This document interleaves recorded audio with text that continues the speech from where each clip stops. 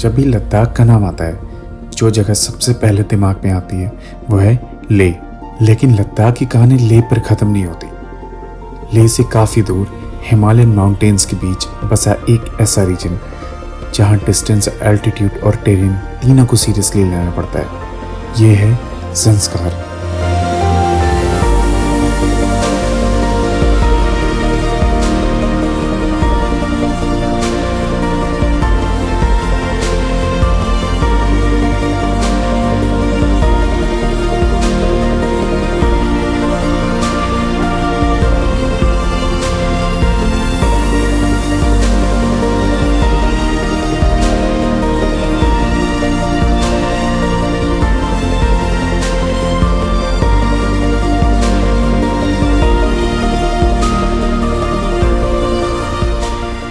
जैसे ही शिंकुला पास क्रॉस करके आप ज़ंस्कार में एंटर करते हैं, सामने नज़र आता है एक ऐसा माउंटेन जो अपनी शेप और आइसोलेशन की वजह से ज़ंस्कार की सबसे आइकॉनिक फॉर्मेशन में से एक बन चुका है।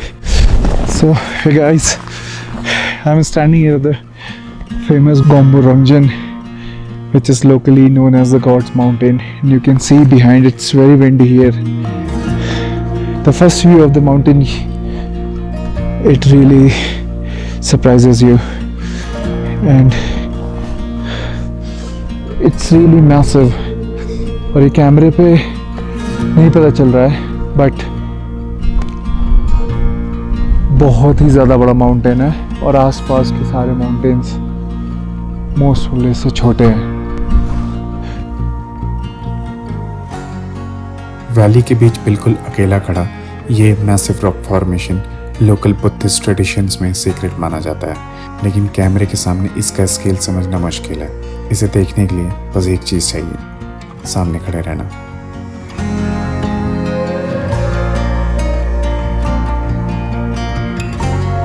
View of this mountain along with these muddy and brown mountains of Ladakh, it is making it more beautiful.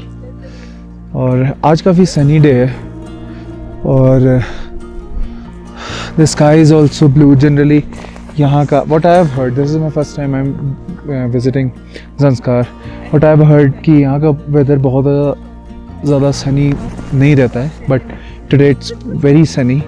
और इस माउंटेन के पीछे you can see the extremely blue sky and this majestic Gomboranjan in front of you.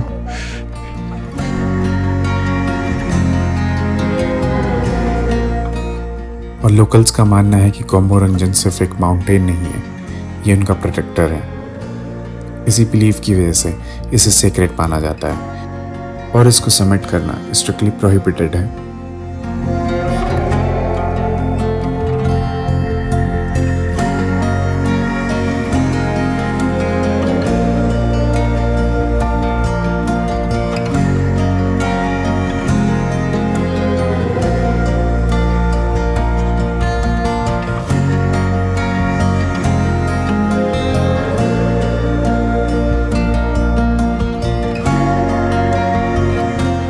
हमारा अगला stop था ज़ंस्कार का main town पदुम। सच कहूँ तो पदुम का नाम शायद बहुत ज़्यादा लोगों ने नहीं सुना होगा, और इसका एक रीज़न भी है। बस 1-2 साल पहले तक ज़ंस्कार तक पहुँचना अपने आप में एक अचीवमेंट माना जाता था, लेकिन रिसेंटली यहाँ आने वाली रोड को BRO ने ऑलमोस्ट ठीक ठाक कर दिया है। इसका रिजल्ट भी क्लियरली दिखता है। अब ज़ंस्कार पहले के कंपैरिजन में काफ़ी एक्सेसिबल हो गया है। लेकिन ज़ंस्कार के लिए पदुम की इम्पोर्टेंस सिर्फ इतनी नहीं है। लगभग 3500 मीटर के ऑल्टीट्यूड पर बसा पदुम ज़ंस्कार का मेन टाउन और एडमिनिस्ट्रेटिव सेंटर है।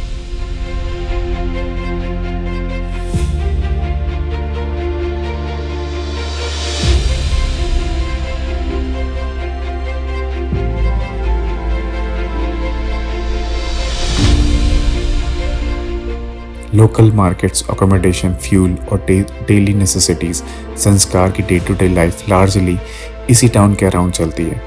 लेकिन पदुम से जैसे ही बाहर निकलते हैं, सेटलमेंट कम होने लगती है, रोड और रगेड हो जाते हैं और कुछ ही देर में फिर वही ज़ंस्कार वाली फीलिंग आ जाती है।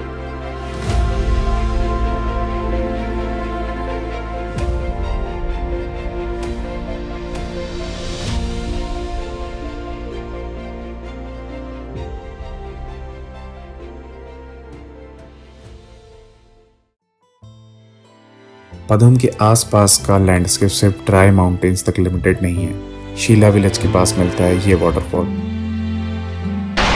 And the sound of this waterfall along this view behind of the mountains. यहाँ पे कुछ snow covered peaks भी हैं और waterfall वैसे तो मेन स्ट्रीम आई थिंक उधर से कहीं से है, but I think they have diverted it from here और काइंड ऑफ आई थिंक ये कनाल है जो कि आगे विलेज में जा रही है। और it's not, the terrain is not something like what you get to see in Manali or regions in Himachal, which is more to greener side, but there's more brownish mountain, and it's very rare to find waterfalls like this in Ladakh actually.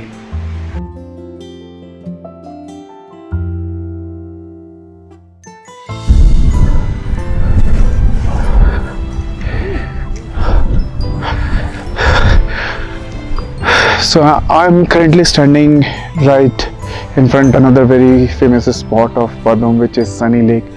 और ये एक I think man made lake है जो कि पदम के पहाड़ों के just नीचे है। वहाँ से वाटर बहते हुए इस लेक में आ रहा है और फर्दर उधर कहीं ज़ंस्कार रिवर में बह जा रहा है। और it has a very beautiful bridge out there, different colours of mountains near this lake.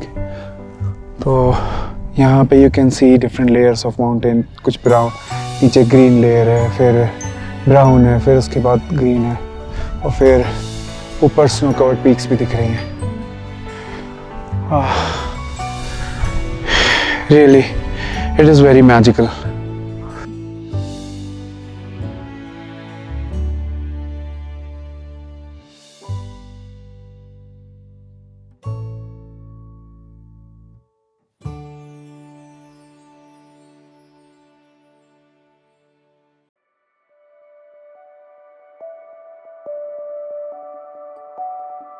पदुम के सामने माउंटेन साइड पर दिखता है कारशा, संस्कार का लार्जेस्ट मोनेस्ट्री कॉम्प्लेक्स।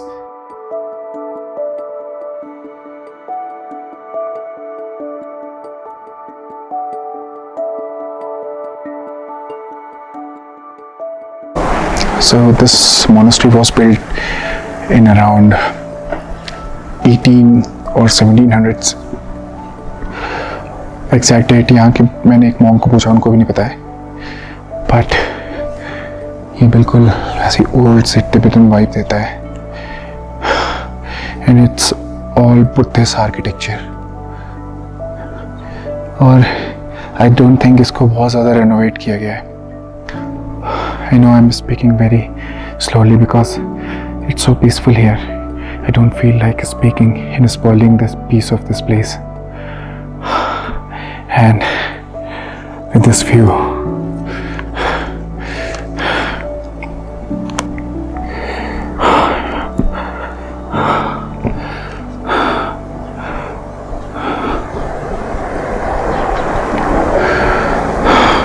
so ये है मोनेस्ट्री यहाँ पे, और वो है पदुम विलेज वहाँ पे। Here is Zanskar ke mountains, and when you look around, you can see different small villages थोड़ी distance पे। So I think वहाँ पे है इचर, फिर एक विलेज वहाँ पे है, फिर एक छोटा सा विलेज वहाँ पे है।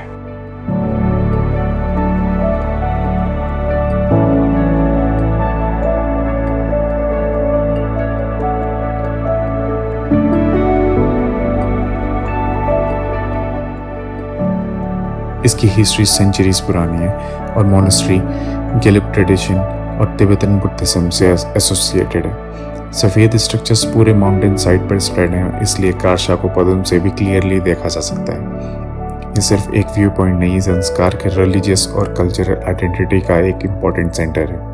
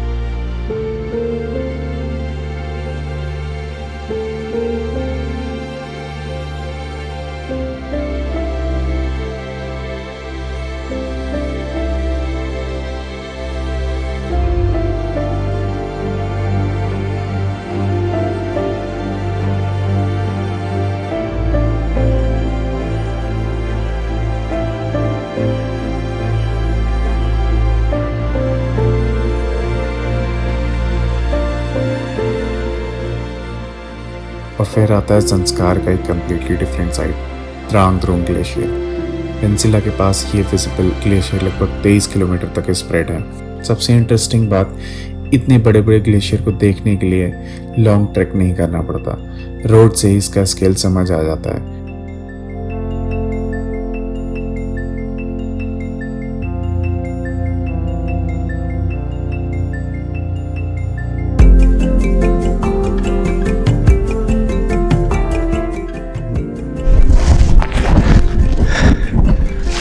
Standing right in front of the famous Drung Drang Glacier.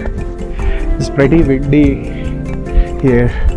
मुझे डर लग रहा है कि कहीं मेरा कैमरा ही ना उड़ जाए। बट ये ग्लेशियर एक्चुअली में जितना दिख रहा है उससे काफ़ी, which I'm not sure if you are able to see it, but ये बहुत पीछे तक है। और what I have heard ये I think 25 या 27 किलोमीटर्स लंबा ग्लेशियर है और सिर्फ आगे का ही पार्ट विजिबल है।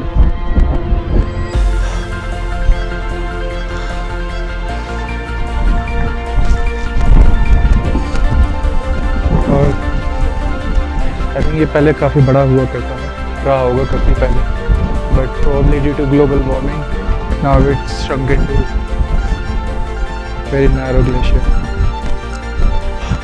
और वहाँ दूर पे ग्लेशियर के एंड पे एक पीक दिख रही है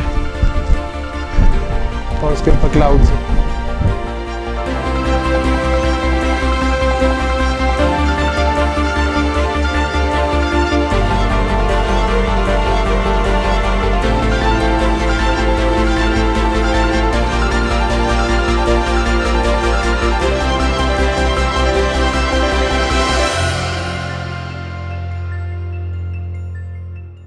सो अभी मैं हूँ ले मार्केट में और अभी बज रहे हैं शाम के 8 या 8 से ही कम होंगे।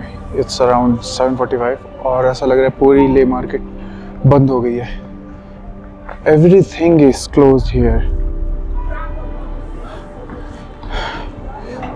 Like almost everything is closed here और दे आर क्लोजिंग। और what I have observed here is these prayer wheels. So in Zanskar you will find these prayer wheels. One is right behind me. You will find this kind of prayer wheels like in every corner. संस्कार की सबसे interesting बात शायद इसका landscape नहीं, बल्कि ये है कि इतने ऑल्टीट्यूड और रिमोटनेस और इतनी हार्श कंडीशन के बावजूद लोग यहाँ सदियों से अपनी ज़िंदगी जीते आ रहे हैं। यहाँ के विलेजेस, मोनेस्ट्रीज और रिवर्स सब ने मिलकर इस वैली को सिर्फ एक लैंडस्केप नहीं, एक वे ऑफ लाइफ बना दिया है। हम शहरों में रहकर हर चीज़ को फास्ट रखने की कोशिश करते हैं, यहाँ पहुँच कर रियलाइज़ होता है कि कुछ चीज़ें स्लो ही अच्छी लगती हैं।